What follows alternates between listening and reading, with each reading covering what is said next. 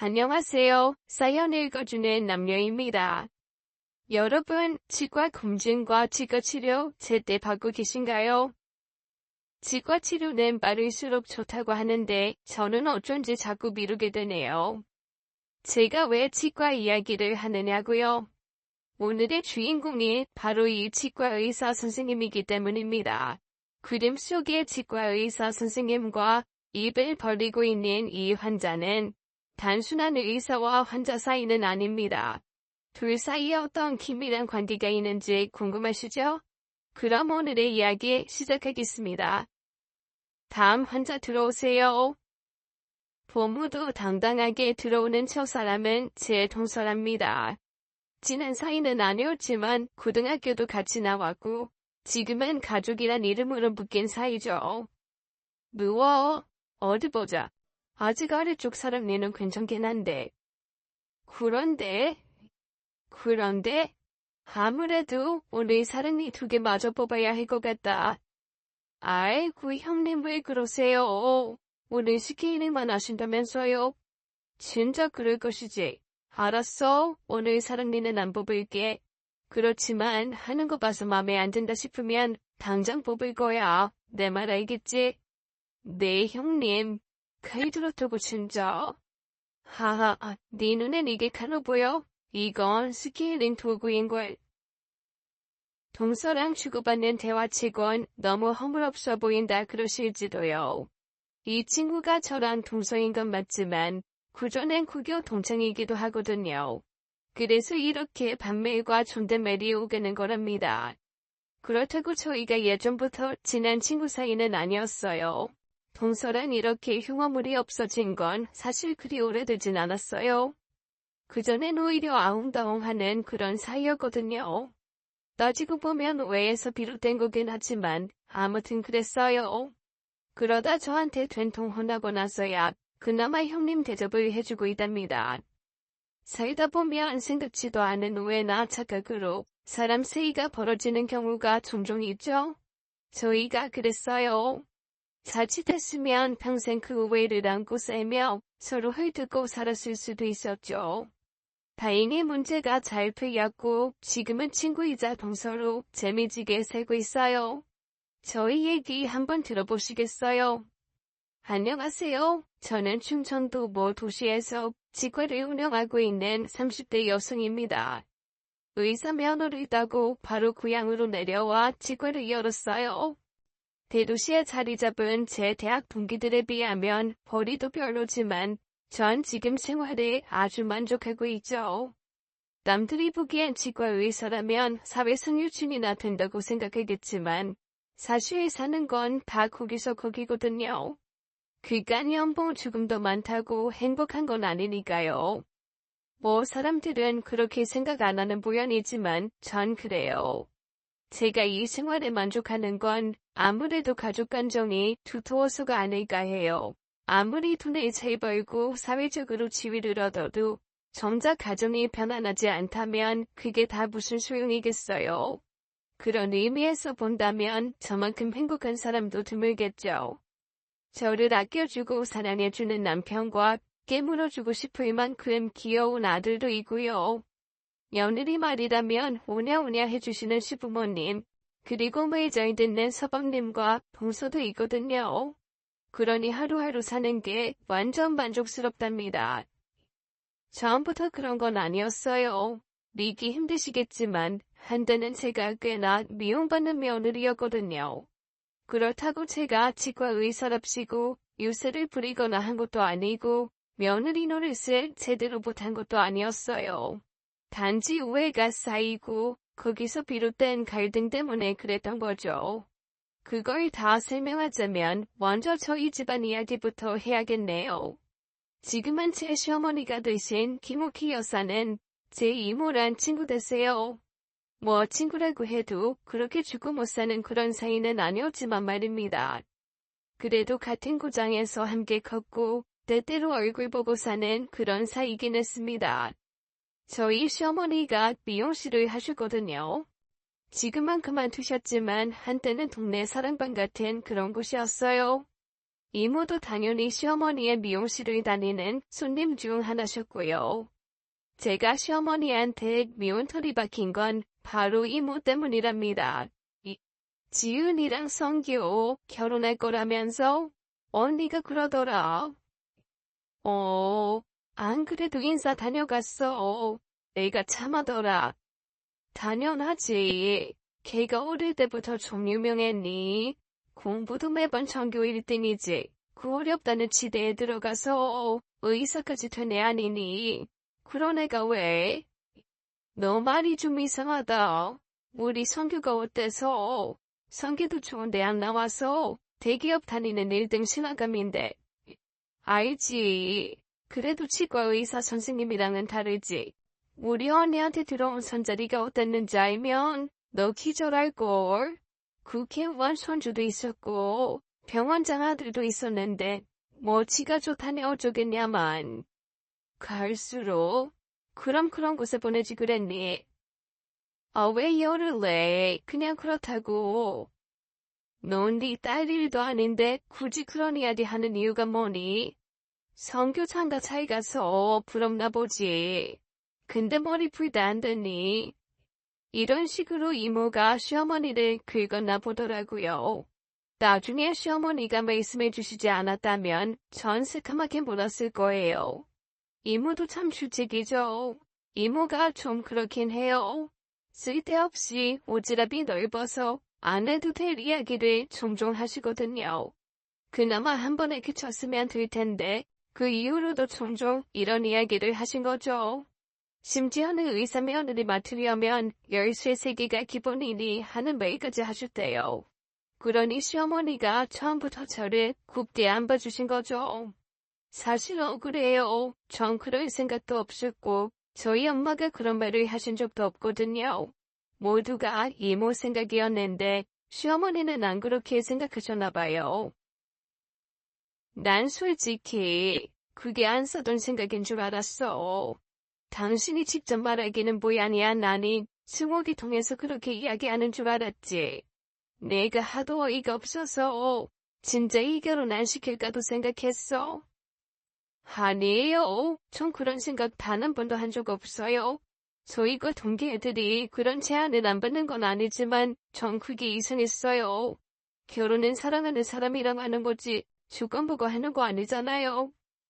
그래 안다. 내가 널 겪으면서 그게 아니란 걸 알았지. 그래도 처음에 그렇게 생각했으니 네가 아무리 곱게 행동을 해도 뭔가 속셈이 있는 게 아닐까 싶더라고. 미안하다. 괜찮아요. 그게 아니란 걸 아셨잖아요. 아무튼 이모가 문제예요. 왜 있지도 않은 말을 만들어내시는지. 이모 어릴 때도 그랬어요. 좀 그렇긴 하지. 승옥이가 학교 다닐 때 말이야. 세상에서 가장 재미있는 게 뒷담화라죠. 근데 그것보다 더 재미있는 게 앞담화랍니다. 그 사람 앞에서 직접 흉을 보는 것 말이죠. 시어머니 입을 통해 듣는 이모의 어린 시절 이야기가 왜 그리 재미있는지요. 세월이 다르긴 해도 그 시절은 저희들랑 크게 다르지 않더군요. 중학생, 고등학생이 다 그렇죠 뭐. 하긴 그런 이야기라면 저랑 남편 그리고 서방님과 동서도 크게 다르진 않아요. 저희 4사람 모두 동갑이랍니다. 당연히 이곳에서 학교를 나왔고요. 남편과 서방님이 동갑인 이유는 두 사람이 쌍둥이라서 그래요. 일란성은 아니고 이란성이에요. 그래도 꽤 닮긴 했어요. 물론 외모만 그런 거죠. 하는 거랑 머리 같은 건 완전 다르거든요. 저만큼은 아니지만 신랑도 공부를 꽤 잘했답니다. 보통 쌍둥이들은 이란성이라 해도 비슷비슷할 거라고 생각하겠지만 신랑이랑 서방님은 진짜 딴판이에요. 공부 잘하고 책 읽기 좋아하는 신랑과 달리 서방님은 공부랑은 담을 쌓고 운동만 좋아하던 사람이었거든요. 그래서 어릴 때는 시부모님들한테 꽤 잔소리를 들었다더라고요. 당연하죠. 똑같은 옷에 똑같은 밥 먹이고 키웠는데 하나는 공부를 잘하고 나머지 하나는 공부랑은 거리가 머니 안 그럴 수가 없죠. 덕분에 집에서는 물론이고 학교에서도 계시다였나 봐요. 시부모님들은 그게 많이 후회가 되신다더라고요. 크고 나니 그럴 일이 아니었다는 걸 알게 되신 거죠. 우리도 부모가 처음이니 뭘 알았겠니. 성규는 매번 1, 2등을 도맡아 하는데 민규는 반에서 중간도 못하니 당연히 속이 상했지. 딴애는 잘되라고 잔소리한 건데 민규 놈은 그게 정말 서러웠던가 봐. 민규가 군대 갔다 와서 어느 날 술이 진탕 취해서 들어와서 그 이야기를 하는데 얼마나 미안했던지. 넌 그러지 마라. 키워보면 알겠지만 공부 잘한다는 게 다는 아니더라. 저야 애가 하나니 제대로 이해는 못하지만 무슨 말인지는 대충은 알겠더라고요. 형제, 그것도 쌍둥이로 태어났는데 매번 형이랑 비교당하며 사는 게 괜찮을 리는 없겠죠. 형이라고 해봐야 겨우 30번, 정확히는 28분 먼저 나온 거에 불과한데 말이죠. 그래서 서방님이 꽤 서운한 게 많았던 거죠. 그래도 그렇게까지 서운할 것은 아니거든요. 서방님이 한번 대성통곡하며 서름을 털어놓은 이후부터는 시부모님들이 저희 남편보다는 서방님을 더 챙겨주셨으니까요. 오죽하면 유산을 물려줄 때도 서방님을 더 주겠다고 그러셨을까요? 그거랑 상관없이 서방님은 남편에 대한 자격지심 같은 게 있긴 했어요. 남편이 그러더라고요. 쌍둥이는 세상에서 가장 친한 친구인 동시에 절대로 뒤지기 싫은 라이벌이라고요. 무슨 말인지 단박에 이해되시죠? 그런 사이인데 너무 차이가 지니 서방님이 은연중에 그런 생각을 하게 된 거죠. 남편이야 그럴 리 없죠. 언제나 칭찬을 도맡아 봤던 사람이니 그런 생각조차 없었을 거예요. 특히 나이가 들어서는 더 그랬답니다. 물론 이건 남편 생각이고요. 서방님은 달랐을 거예요. 지금은 몰라도 아마 결혼 후에도 서방님은 남편을 라이벌로 생각하는 게 없진 않았을 것 같아요. 서방님이 그런 말을 한 적은 없어요. 그래도 부부끼리는 했을 수도 있지 않을까요? 부부야 못할 말이 없는 사이니까요. 아마 동서가 제게 그리 대한 것도 그것과 무관하진 않을 거예요. 나중에 알긴 했는데 그게 다는 아니더군요. 아무튼 동서가 꽤나 텃세를 부렸어요. 그것만이었으면 제가 이렇게까지 요일불이 나지도 않죠. 동서가 시어머니에게 제 흉도 족잔히 받다지 뭡니까? 그것도 있지도 않은 일이었어요. 뭐 거기도 사연이 있긴 한데 그건 천천히 말씀드릴게요. 제가 동서보다 결혼을 5년 늦게 했어요. 아무래도 공부하는 시간이 길다 보니 그렇게 됐네요. 당연히 저보다 먼저 잠시 가문의 며느리로 살았으니 시부모님이 저보다야 훨씬 예뻐하는 게 맞죠. 게다가 서방님이 한스럽게 여긴 터라 며느리 대접도 잘 받았고요. 그렇다고 친구이면서 순이 동서인 저한테 그러는 건 아니잖아요. 결혼을 하고 나서 처음으로 맞은 명절날이었어요. 저거 좀 가져다줘. 그거 말고 저거. 아우 답답해라. 공부만 잘하면 뭐래. 이 간단한 거 하나 못하는데. 동서 말이 틀린 건 아닙니다. 제가 살림을 한 번이라도 해본 적이 있나요? 그때까지 한 거라곤 오직 공부가 다였으니 살림이 서툰 건 당연하죠. 네, 잘했다는 건 아닙니다. 그래도 결혼을 했으면 학교 공부하듯 살림 공부를 해야 하는 것도 맞아요. 그렇지만 그땐 아무것도 모를 때잖아요. 근데도 동서는 저를 바보처럼 취급하더라고요. 게다가 말도 은근히 놓을 때가 많았어요. 시부모님 앞에서야 형님이라면서 존댓말을 썼지만 저희 둘만 있을 때는 존대도 하대도 아닌 그런 말이었거든요. 요즘 말로 제가 꼰대도 아닌데 그런 걸로 따질 생각은 없어요. 그리 친한 사이는 아니었지만 그래도 같은 학교를 나온 동창이니까요. 시간이 지나면 달라질 거라고도 생각했고 살림만큼은 동서가 저보다 고수라고 생각했으니 속은 좀 쓰려도 넘어가곤 했어요. 근데 정작 속이 상한 건 시어머니의 태도셨어요. 왜인지는 모르지만 시어머니는 제가 못마땅한 게 역력하시거든요. 처음부터 그랬어요. 앞서 말씀드린 이유랍니다. 저희 이모가 시어머니 심사를 걸기도 했고 동서도 제 험담을 보탰거든요. 저야 당연히 모르고 있었죠. 생각해보니 저 따돌림 당한 거였어요. 방금 전까지 동서랑 웃으며 일하시다가도 저만 오면 웃음기 싹 걷어내고 띵띵한 목소리로 일을 시키곤 하셨거든요. 그렇게 하면 다 타잖니. 넌 그냥 설거지나 해라.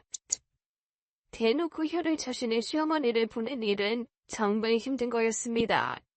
이런 말은 그렇지만 제가 살아오면서 누군가에게 미움을 사본 적이 없어서 더 그랬어요. 그럴 때마다 저를 구원해준 남편이 아니었으면 아마 꽤나 울었을지도 모릅니다. 엄마는 제가 공부만 했지 어디 살림을 해봤어? 너무 그러지 마. 안 그래도 제 요새 책 사다 놓고 요리도 연습하고 그래. 원체 똑똑한 애잖아. 잘 가르치면 금세 잘할 텐데.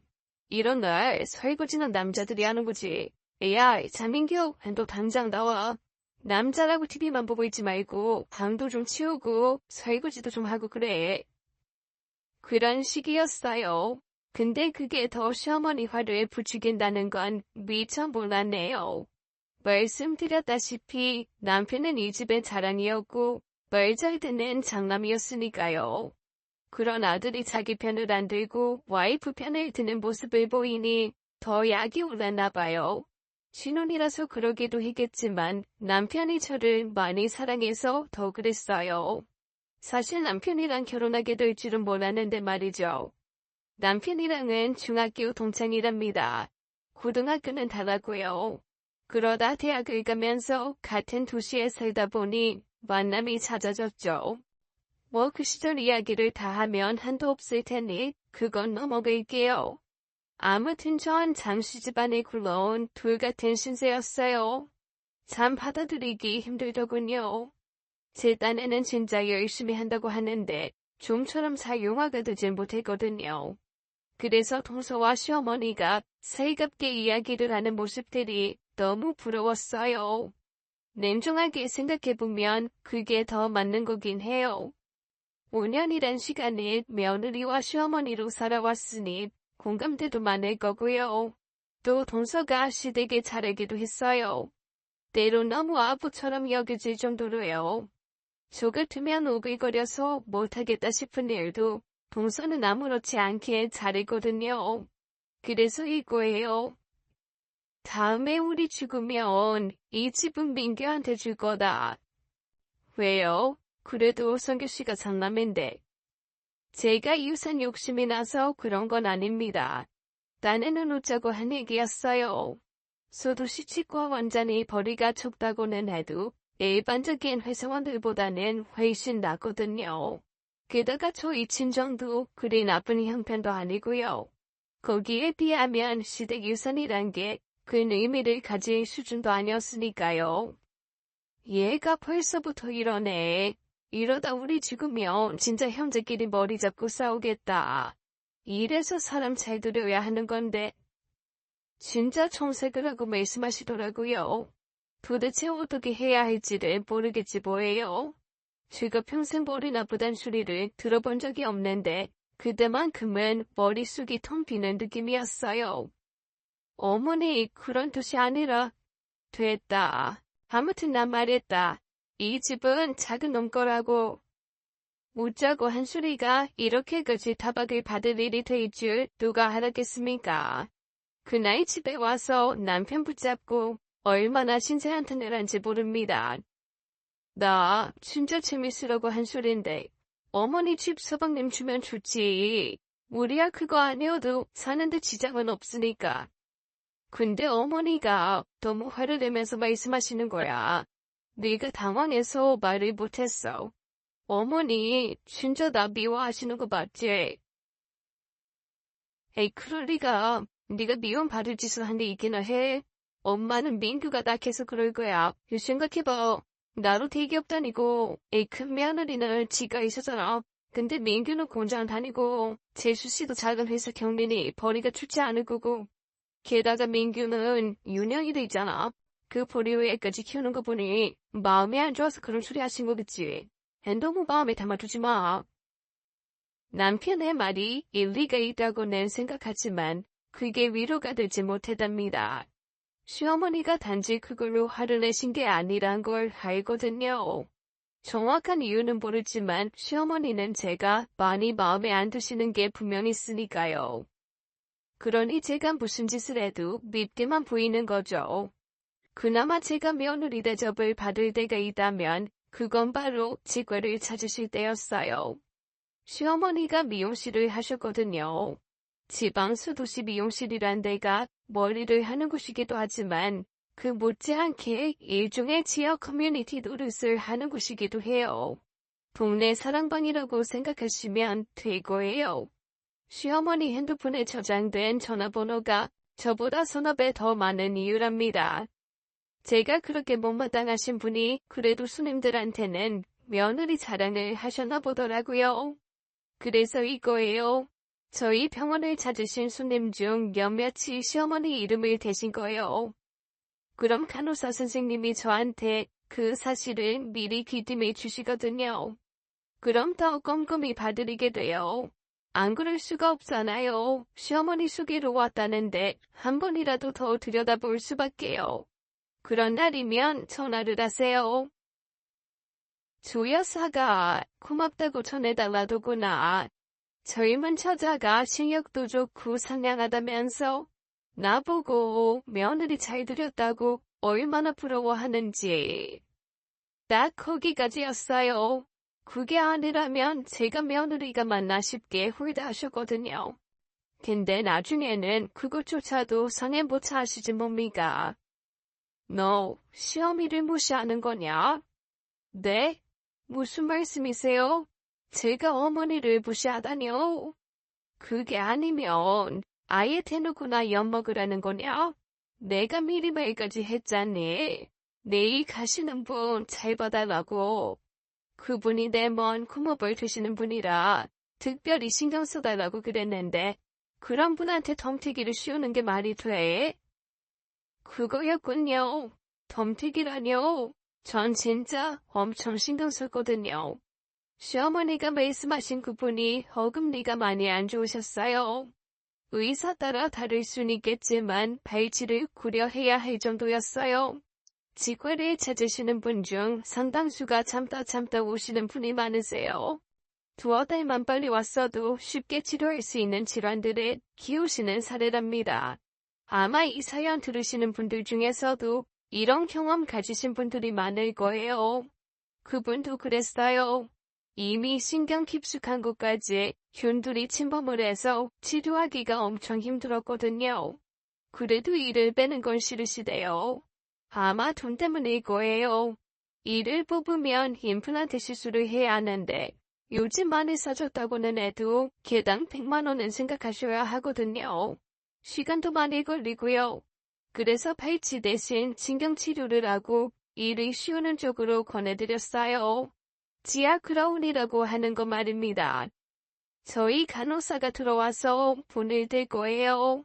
근무를 하게 되면 비용이 이만큼이고요.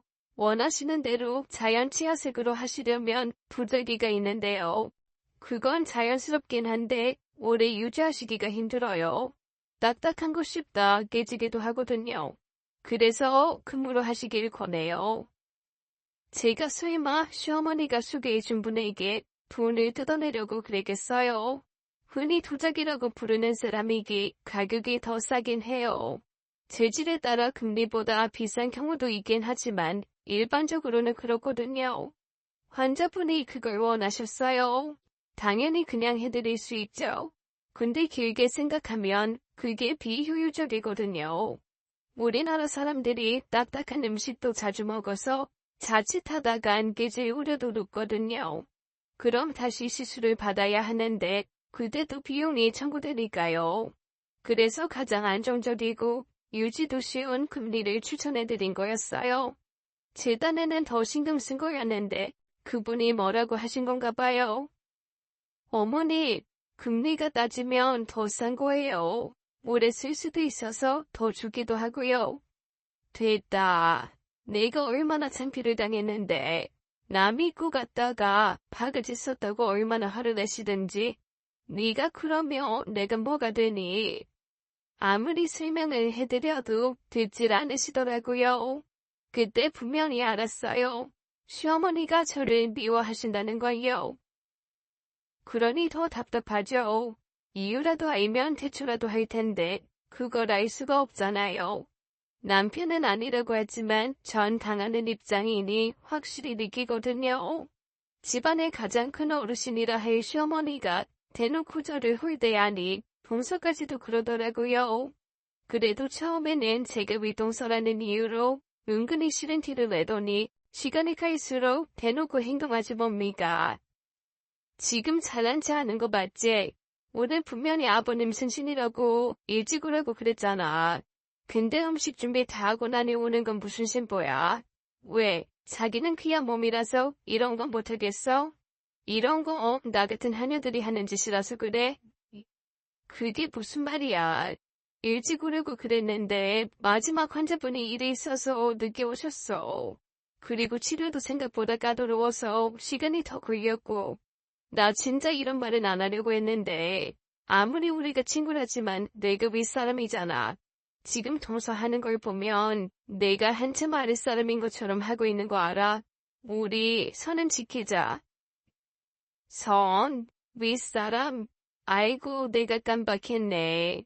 죄송해요. 제가 배운 게 없어서 이러네요. 점점. 왜 그렇게 비아냥대? 내가 뭘 그렇게 잘못했다고? 내가 없는 말을 한 것도 아니잖아. 그렇죠. 형님이 없는 말 한 것도 아니죠. 그렇지만 제가 틀린 말 한 것도 아니잖아요. 그쪽도 나도 똑같은 며느리인데 왜 누군 퇴근하기 무섭게 달려와 음식이나 하고 있고 누군 다 늦게 와서 오히려 화를 내는 걸까요? 진짜 대놓고 저를 야리지 뭡니까? 더 참을 수가 없더라고요. 내가 늦은 건 미안해. 그렇지만 이건 짚고 가야겠어. 지금까진 동서가 그러는 거 친구니 그럴 수 있다 쳤는데 이젠 안 되겠어. 분명히 말하는데 내가 형님이니까 앞으로 반말하는 건 자제해줘. 서로 지킬 건 확실히 지키자고. 전 분명히 동서가 또 비아냥될 거라고 생각했습니다. 네네 하면서 말만 올리고 그 속에 담긴 말로는 저를 비웃을 거라고요. 근데 안 그러대요. 오히려 울 듯한 표정을 지으며 저를 대하지 뭡니까. 왜 그런지 생각해 볼 필요도 없었습니다. 바로 정답이 공개됐거든요. 너 지금 네 동서 혼나는 거냐? 기가 막혀서. 걔가 회사에 이야기하고 일찍 와서 뭐라는 줄이나 알아? 네가 안 와서 네 몸까지 다 하느라 땀을 뻘뻘 흘린 애한테 야단을 쳐? 야단 맞을 건 유령애미가 아니라 도란 것도 모르고. 이러니 내가 널 혼내지 않을 도리가 없잖니. 왜 날 나쁜 시어미로 만드냐고. 시어머니가 나오는 걸 본 거죠. 진짜 기가 막히대요. 이럴 거면 차라리 배우로라는 게 낫다 싶더라고요. 전 진짜 이런 건 드라마에서나 나오는 거라고 생각했어요. 사람 앞에선 온갖 나쁜 짓 다 하고 정작 다른 사람들 앞에서는 자기가 약자인 양 행동하는 거 말이에요. 근데 이게 진짜 현실에서도 일어나더군요. 동서가 그랬으니까요. 저 진짜 그날 엄청나게 혼났어요. 아니라고 말할까 싶었지만 그러지 않았어요. 제가 머리가 그리 나쁜 축은 아니라서요. 괜히 변명이랍시고 드러났다간 더 시어머니 화를 붙이게 뻔했거든요. 그게 동서가 원하는 그림이기도 했고요. 그래서 쏟아지는 시어머니의 화살을 고스란히 받아낸 거랍니다. 뒤에서 웃고 있는 동서를 보면서요. 그 일 이후 더 이상 이런 식으로 살면 안 되겠다는 생각을 했어요. 분명히 뭔가가 있다고 생각할 수밖에 없었거든요. 그걸 알아야 했어요. 왜 저렇게 시어머니가 저를 미워하는지, 그리고 동서는 왜 또 날 붙잡아 먹어서 안달이 난 건지를요. 일단은 남편에게 이야기를 했습니다. 남편도 눈치가 없는 축은 아니니 제 말이 뭔지 아는 것 같더라고요. 당분간 시댁과 접촉을 줄이겠다고 했습니다. 이런 감정으로 시댁에 가면 저도 괜히 어머니 탓을 하게 될 것 같아서요. 그래서 남편에게 부탁을 했습니다. 제가 시댁에 당분간 배기를 끊어야 하는 상황을 만들어 달라고요. 대신 시어머니가 오해하지 않게 최대한 마찰이 없게 해달라고요. 다행스럽게도 남편이 제 말을 잘 따라주었습니다. 그렇게 반년 가까이 시댁과의 교류를 끊다시피 했어요. 그렇다고 아예 안 간 건 아니지만 이전처럼 자주 찾지는 않았습니다. 그러면서 시어머니도 절 좀 조심스럽게 대한다는 느낌을 받았어요. 남편이 뭘 어떻게 했는지는 모릅니다. 물어보지 않았거든요. 시간을 보는 게 중요했어요. 이 문제를 해결할 시간 말입니다. 예전에 고등학생 때 안 풀리는 수학 문제를 몇 날 며칠 붙잡고 푼 적이 있어요. 아무리 풀어도 안 되더라고요. 그래도 답지는 안 봤어요. 수학 선생님이 그러셨거든요. 한번 답지를 보기 시작하면 수학 풀이는 물 건너가는 거라고요. 그래서 미련하게 잡고만 있었던 거죠. 근데 그 문제만큼은 진짜 안 되더라고요. 결국 답지를 봤어요. 그리고 깨달았죠. 제 접근 방법이 완전히 틀렸다는 걸요. 그때 이후로 뭔가 풀리지 않는 문제에 부딪히면 전 항상 답지를 찾았답니다. 근데 아시겠지만 수학 문제면 정해진 답지가 있지만 산다는 건 그게 아니잖아요. 제대로 된 인생 답지를 찾기 위해선 온갖 수단을 다 뒤져볼 수밖에 없다는 거죠. 그렇게 해서 찾아낸 답지가 바로 이모였답니다. 이모, 나 너무 힘들어. 왜? 병원이 잘 안 돼? 병원은 괜찮아. 어차피 돈 벌 욕심이었으면 여기 내려오지도 않았을 거고. 병원이 아니면 왜 잠소방이 못 해줘? 설마 잠소방 바람 피워? 이모, 잠소방이 무슨 바람을 피워? 이모는 꼭 그러더라. 하지도 않으면 살 붙이고 괜히 사람들 오해하게 만들잖아. 이게 왜 또 나한테 화풀이야? 도대체 무슨 일인데? 뭔지 알아야 말을 하든 말든 하지. 네, 이모가 오지랖 넓은 것도 사실이고 이야기에 살 붙이는 것도 좋아하는 분인 건 맞습니다. 그래서 때론 불안을 일으키는 씨앗이 되기도 하죠. 그래도 그보단 훨씬 장점이 많은 분이세요. 아무리 힘든 이야기도 이모랑은 할 수 있거든요. 그만큼 편한 분이라는 거죠. 그래서 이런저런 사람들이 이모에게 비밀 이야기도 털어놓는 거고요. 단 그 비밀이 다른 사람들에게 전해질 수 있다는 정도는 각오해야 하지만요. 이모, 우리 시어머니랑 친구지. 친구긴 하지. 왜? 그년이 널 괴롭혀? 이모. 알았어. 그래도 네 시어머니라 그거지. 아무튼 키모키가 너 괴롭히냐고. 괴롭힌다기보다는 어머니가 내가 좀 못마땅하신가 봐. 근데 아무리 생각해봐도 그럴 이유가 안 떠올라. 내가 선임을 못해서 그런 걸까? 딱히 무슨 해답을 기대한 건 아니었어요. 그냥 속에 담은 이야기를 털어놓으면 조금이라도 개운해질 것 같아서 그런 거였어요. 이모는 그럴 만한 상대론 최고거든요. 어릴 때도 엄마한테 야단 맞으면 이모한테 하소연하고 그랬답니다. 그럴 때마다 이모는 자기 언니인 엄마를 실컷 씹어주며 저를 달래주곤 했거든요. 그년이 아니 오키가 그런다고? 안 그래도 내가 그럴까봐 못을 쳐놨는데 그런데도 그런다고? 못이라니? 이모 또 이상한 소리 했구나. 뭔데? 이 이상한 소리는 무슨 누가 봐도 1등 신부감 데려가니 황송해하라 그런 거지. 결국 이모의 입에서 그간의 전말을 전해 들었네요. 이모, 그런 말을 왜 해? 내가 언제 그런 거 바란 적 있어? 아니면 엄마나 아빠가 그런 비슷한 말이라도 한 거야? 네 부모가 그럴 사람이게. 그랬으면 날 저녁에 선자리 들어온 데다 너 보냈겠지. 못 살아. 설마 그래서 어머니가 저러시는 걸까? 그게 말이 돼. 나 같으면 너 같은 며느리 받다고 동네에 플래카드 걸었겠다. 안 되겠다. 내 이걸 당장. 이모 제발. 안 그래도 미혼털 박혔는데 이모가 그러면 나 그냥 쫓겨날지도 몰라. 솔직한 심정이었답니다. 우리 이모처라면 죽는 사람이거든요.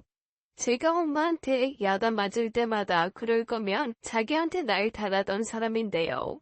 그런 사람이 이야기를 들었으니 흥분하는 것도 당연하죠. 근데 그게 현명한 방법은 아니라고 생각했어요. 이모가 시어머니랑 치고받고 싸운다고 제 상황이 달라질 리는 없으니까요. 근데 그건 제가 이모를 너무 몰랐던 거였어요. 이모가 수다스럽기는 해도 멍청한 분은 아니셨거든요. 자기 조카한테 해둘 일을 할 뿐이 아니란 뜻이었죠. 간신히 이모를 말렸습니다. 이모도 제 말을 들어주는 것 같았고요.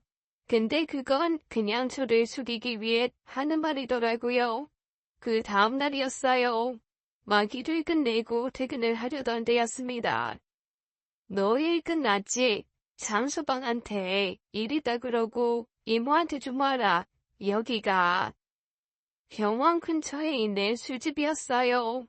이모가 저를 다루기 위해 위로주라도 사나 했죠. 생각 없이 그곳으로 갔습니다.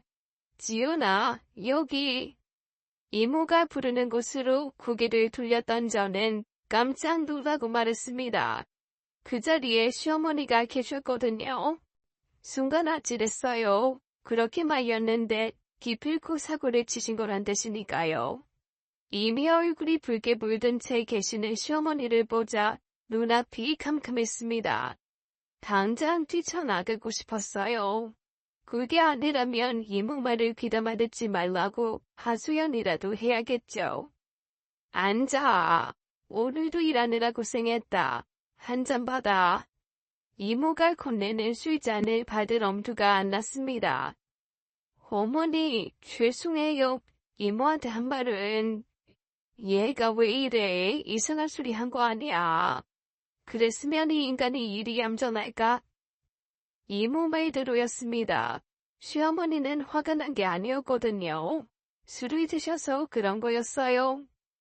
그래, 일단 잔부터 받고. 결국 잔을 받았습니다. 이모에 이어진 건배 요청에 잔을 부딪히고 술을 넘겼는데 이게 술인지 뭔지 모르겠더군요. 야, 역시 막걸리는 낮에 먹어야지 마시지.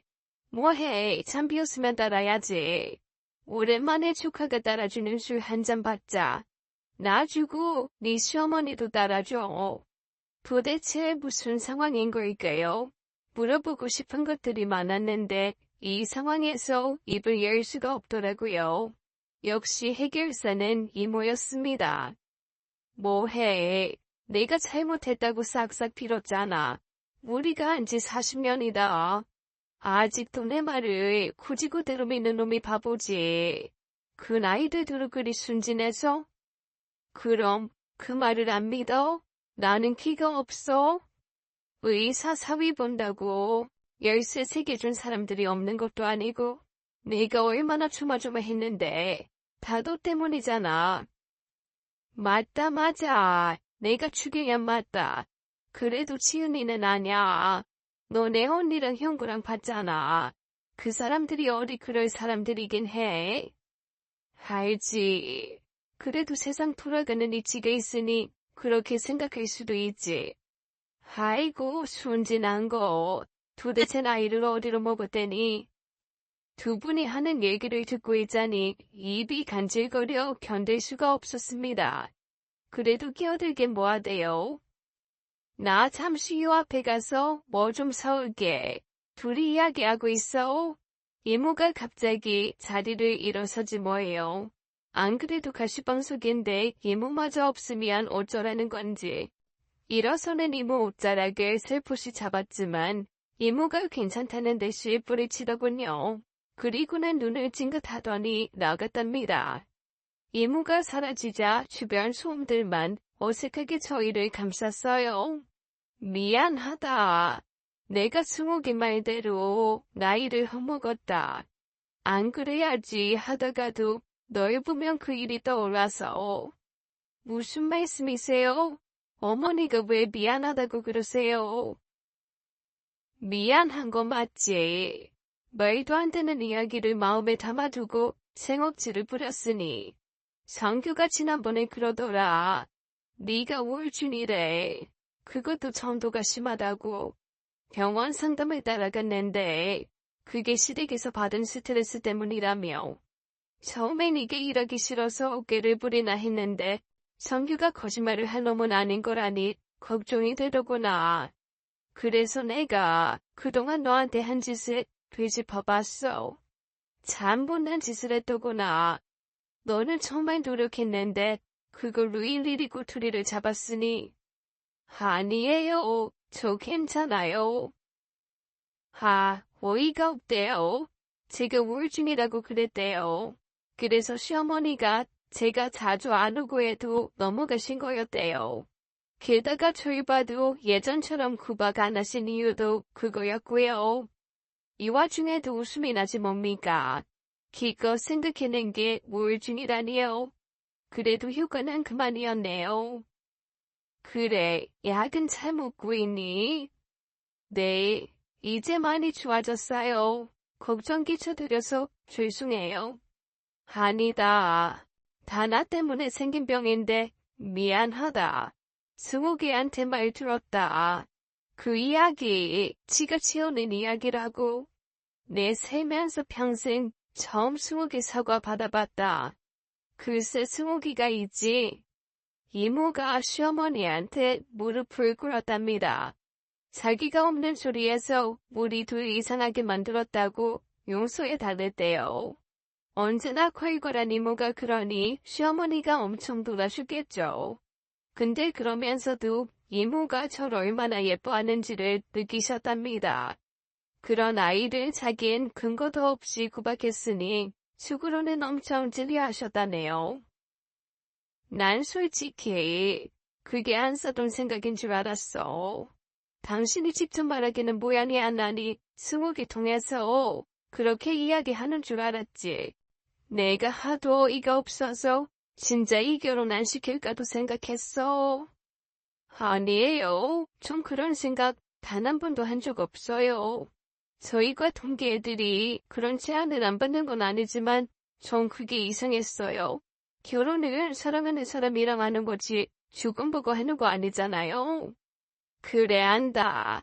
내가 널 겪으면서 그게 아니란 걸 알았지.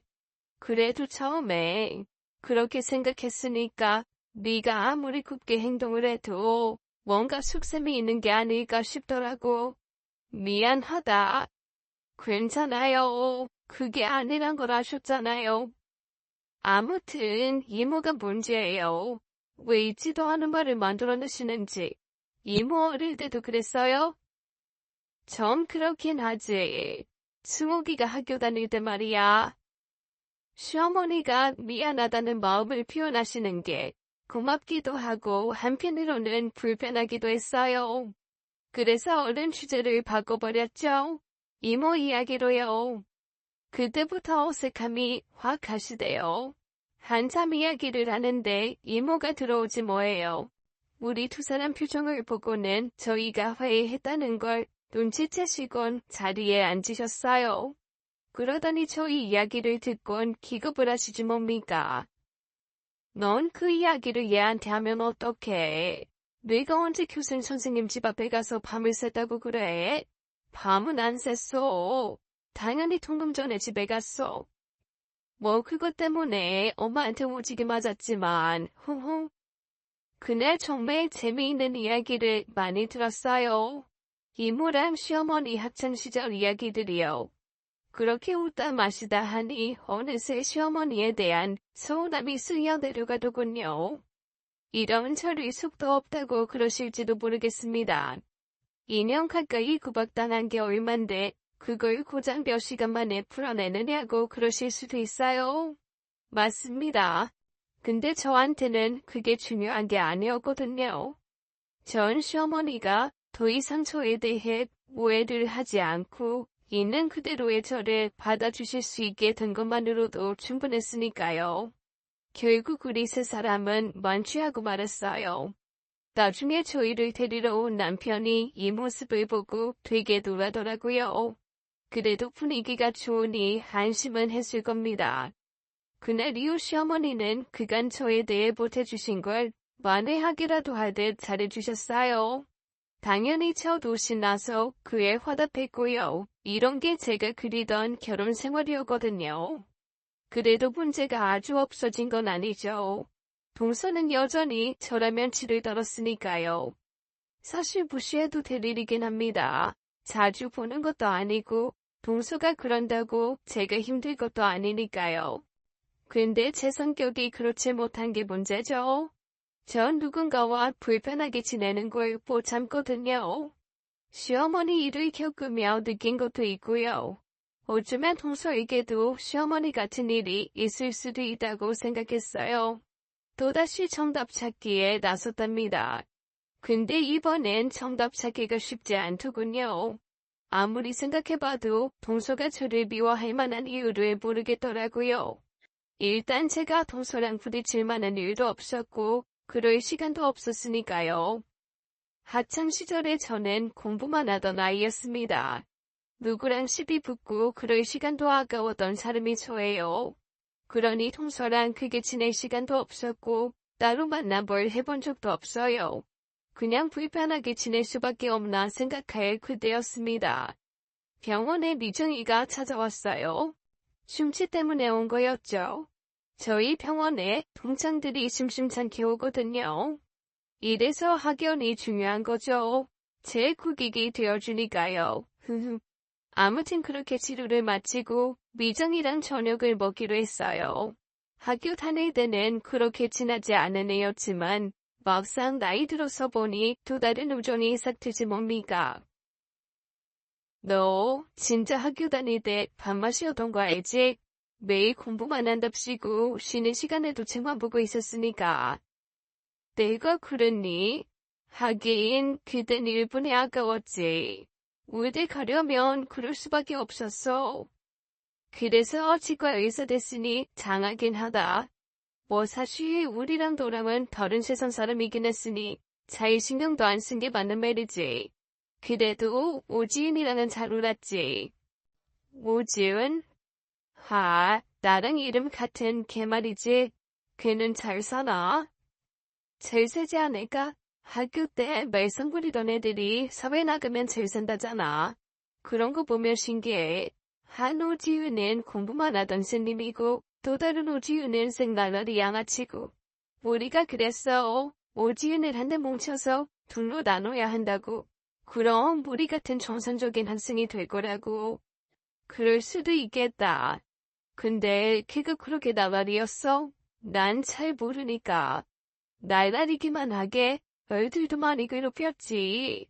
못 때리고 그런 건 아니지만 은근히 호박씨 가서 이간질도 많이 시키고 그랬지.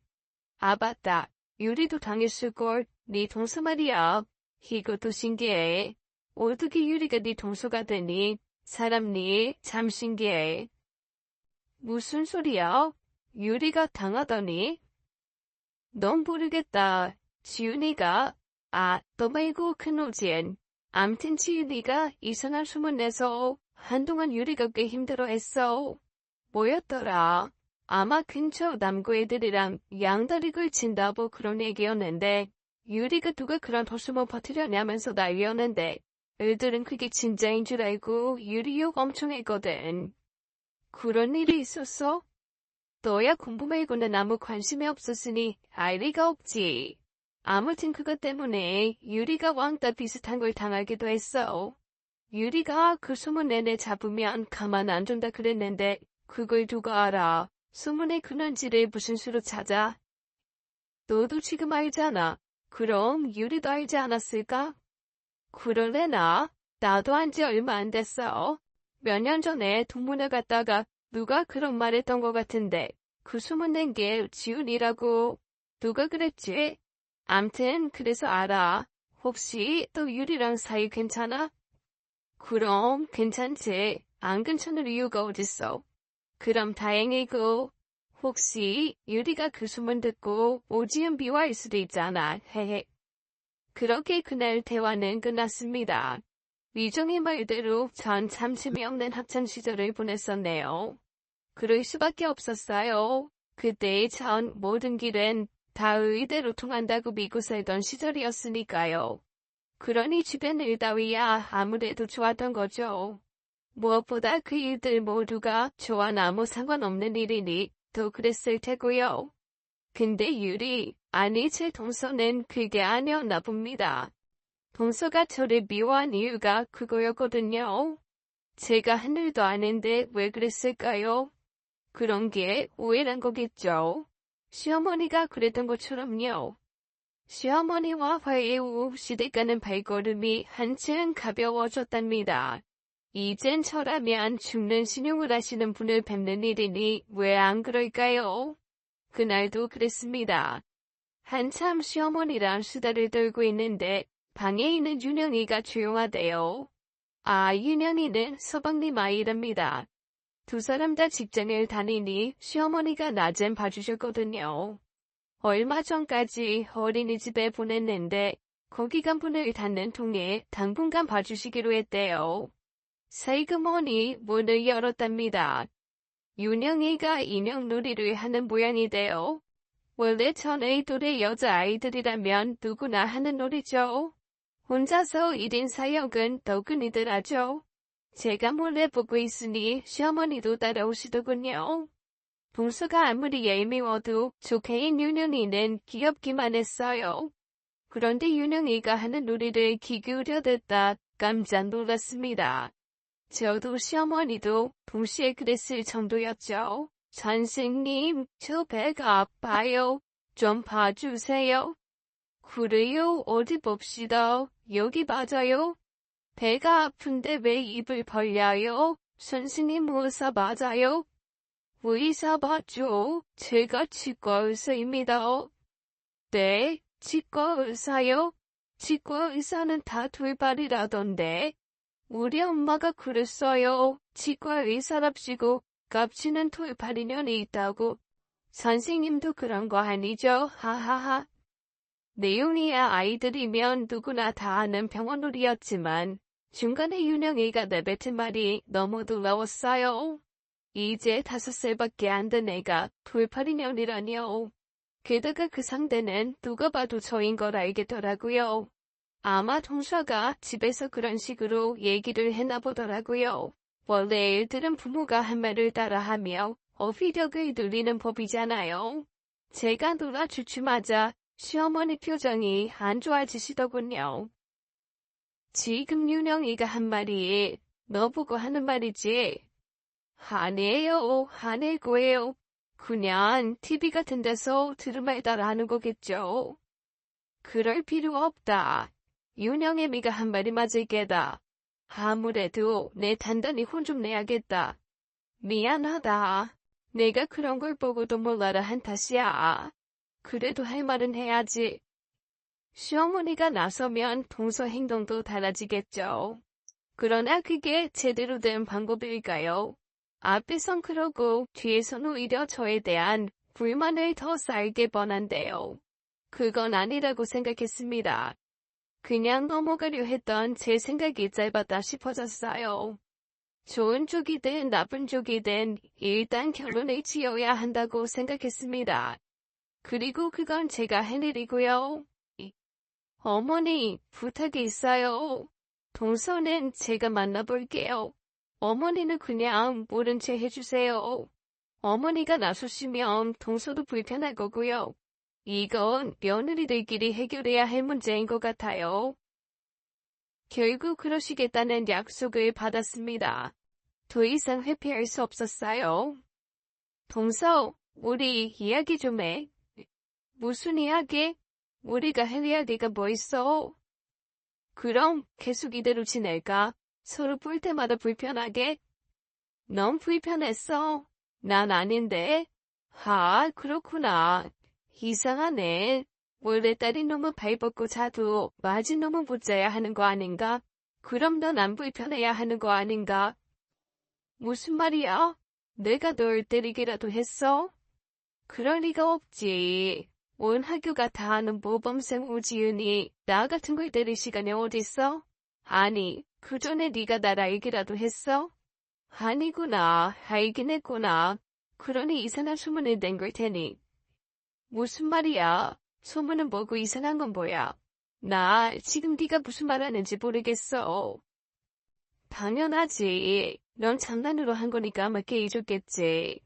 바보같이 나만 그걸 20년 가까이 가지고 사는 거고.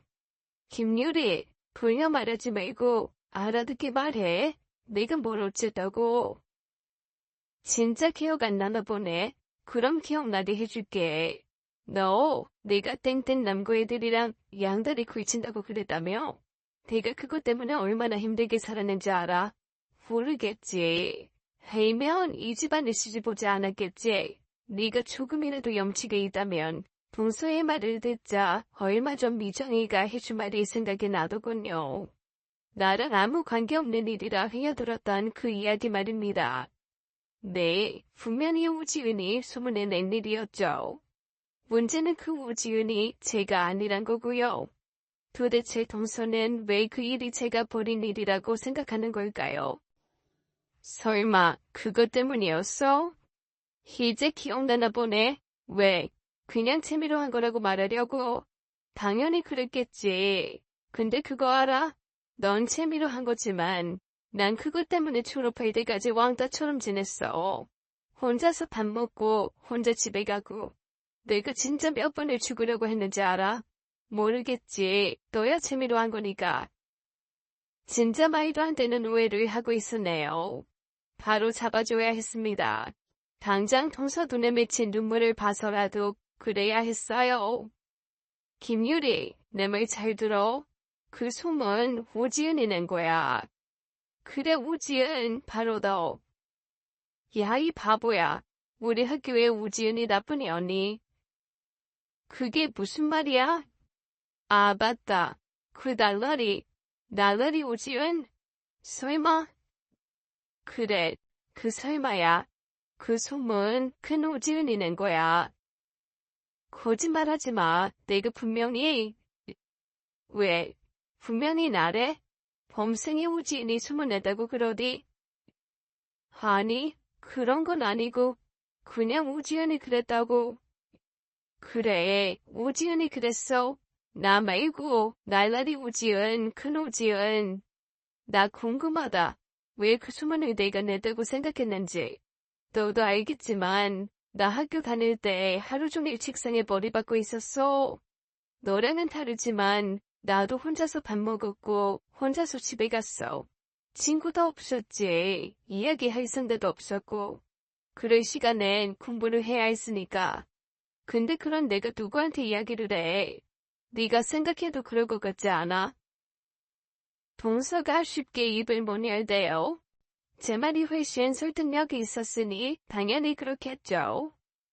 너도 건너건너 이야기를 들은 것 같다는 생각이 들어. 그래도 오지은이라면 나 아닌 큰 오지은을 떠올릴 수도 있지 않아?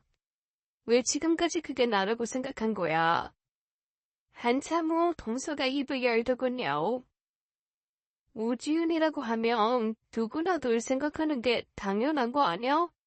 넌 우리 학교의 자랑이었고 모두가 인정하는 수지였으니까. 동네 아줌마들이 다 지은이만큼만 해라. 그러는 소희 엄친아, 아니 엄친딸이잖아. 그러니 우지은이라고 하면 당연히 널 생각하는데 맞지? 기분 나쁜 말은 아니네. 내가 그랬구나.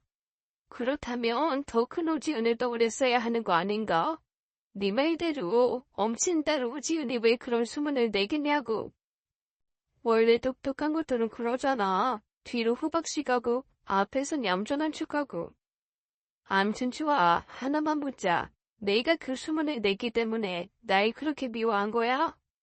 아무래도 그게 크겠지. 물론 그게 다는 아니지만. 또 뭐가 있는데 말해봐. 싫든 좋든 우리 평생 얼굴 보고 살아야 해. 계속 이러고 사는 거 너나 나나 불편한 일이잖아. 오늘 전부 다 말해봐. 이 상황에서도 동서는 망설이더군요. 또 다른 뭔가가 있다는 얘기죠.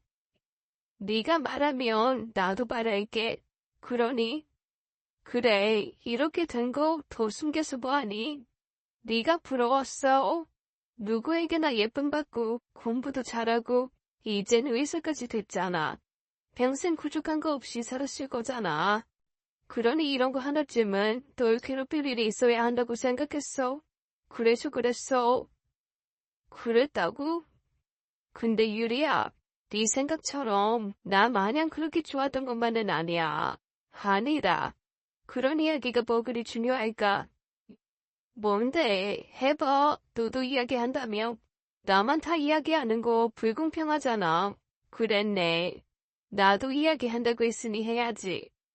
다들 내가 공부 잘하고 예쁨 받는다고 알지만 꼭 그런 건 아니야. 나 친구 될 수 있는 사람이 아무도 없어. 고등학교 때도 그랬고 대학 가서도 그랬어. 그래서 항상 혼자 밥 먹었어. 혼자 이야기하고 나도 니들처럼 친구 만나서 수다도 떨고 술도 마시고 그러고 싶었어. 내가 성규랑 결혼한 것도 따지고 보면 그래서야. 난 성규가 유일한 친구고 남편이고 가족이야. 그래서 더 이 결혼에 대한 기대가 컸어. 친구가 없다면 내 편이 될 가족을 만들면 된다고 생각했거든. 그런데 너랑 어머니가 안 그랬어. 그게 얼마나 힘들었을 것 같니? 동서가 총채 입을 못 대네요. 이제야 할 말은 다 했습니다. 동서가 제가 가졌던 족대감이 오해에서 비롯된 것도 알았고 그게 사실이 아니란 것도 알려줬지만 그렇다고 당장 우리 사이가 좋아질 수는 없겠죠. 머리로 이해하는 것과 감정은 또 다른 거니까요. 그날 이후 동서가 제게 이유 없는 트집을 잡는 일은 사라졌지만 오히려 더 어색한 관계가 되어버렸답니다. 서로 필요한 매일만 하는 그런 사이 말이죠. 이유 없이 홀대받던 시절에 비하면 잠족의 발전이긴 했지만 그래도 보내 아쉬운 건 어쩔 수 없었답니다. 동서에게 말했듯 저 기대가 있었거든요. 가족처럼 친구처럼 허물없이 지낼 수 있는 그런 관계에 대한 기대요. 그러기 위해선 누군가가 확실하게 손을 내밀어야 했어요. 우리 두 사람 중에 하나를 꼽으라면 역시 그건 저겠죠. 어쨌든 제가 윗사람이고 용서를 할 입장이었으니까요. 그런 기회가 주어졌습니다. 미련하디 그거 왜 참아. 병원 가라고. 시댁에 모여 밥을 먹는데 동서가 밥을 먹다 말고 얼굴을 찡그리대요. 어디가 안 좋은 걸까요? 왜요? 동서가 어디 안 좋아요? 요새 계속 몸이 붓고 아프대요. 병원 가라고 해도 말을 안 들어요. 잇몸이요? 나 잠시만 봐. 내가 다가가자 동서가 손을 쳤네요. 괜찮다는 신호겠죠. 안 괜찮다는 게 뻔히 보이는데 뭔 놈의 고집인지. 그냥 봐. 밖으로 봐도 부은 게 티나는데. 한사코마다 하는 동서를 결국 보고야 말았습니다. 이렇게 될 때까지 뭐했어? 단단히 털이 났구만. 내일 병원으로 와. 퇴근하고 와. 내가 있을 테니까 들어오면 돼. 안 온다 그러지 말고 꼭 와. 말은 그랬지만 동서가 올까 싶었습니다. 요즘 들어선 가급적 저와 마주치는 곳을 피하는 기색이 역력했거든요. 그래서 더 신신당부를 했습니다. 동서는 물론이고 서방님한테까지 말했거든요. 결국 다음날 동서가 왔습니다. 저희 병원 문 닫는 시간이 7시거든요. 동서가 퇴근하고 오면 다른 직원들도 다 퇴근할 시간이죠. 저랑 단 둘만 있다는 뜻입니다. 안 아팠니? 안 아플 리가 없지. 이렇게 몸이 부었는데. 혹시 아프면 왼손 들어. 아무 말 없이 치료를 이어갔습니다. 사랑니가 문제네요. 아래쪽은 괜찮은데 우측 상악 사랑니가 단단히 썩었더라고요. 빼는 것만이 답이었습니다. 일단 그 전에 염증 치료부터 해야 뺄 수 있고요. 한 이틀 정도 더 치료하고 그리고 뽑아야겠다. 이대로 놔두면 어금니까지 다 망가뜨릴 거야. 동서는 대답 대신 고개만 끄덕이더군요. 내일도와. 그렇게 이틀을 더 사람 없는 병원에서 동서와 함께 했습니다. 오늘 뽑을 거야. 문제가 되는 건 우측 상악. 오른쪽 위에 있는 사람니. 역시 크게만 끄덕이네요. 아프면 참지 마. 그게 몸이든 마음이든 주변 사람들한테 이야기하고 치료하면 낫는 거니까. 내 말 알겠니? 여전히 크게만 끄덕이는 동서가 좀 치근하대요. 아이고 답답하. 너 대답 제대로 안 하지? 화가 풀이 뽑아버릴까 보다. 너 지금 내 손에 들린 거 보여? 벤지 같은 이거. 너 제대로 대답 안 하면 진짜 아프게 뽑을 거다. 알겠어? 응, 미안해.